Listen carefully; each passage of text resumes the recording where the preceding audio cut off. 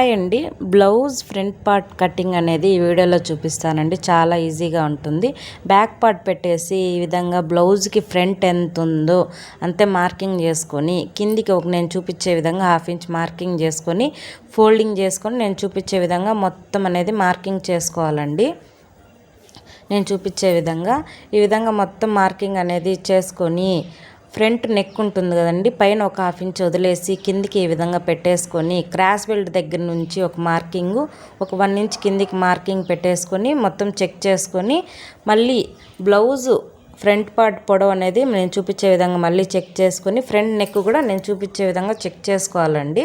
1-2 సార్లు చెక్ చేసుకొని కటింగ్ చేసుకుంటే మనకు బ్లౌజ్ అనేది పర్ఫెక్ట్గా వస్తుంది. ఈ విధంగా మొత్తం అనేది కటింగ్ అయితే చేసుకుంటే చాలా ఈజీగా బ్లౌజ్ ఫ్రంట్ పార్ట్ కటింగ్ అయితే ఉంటుందండి.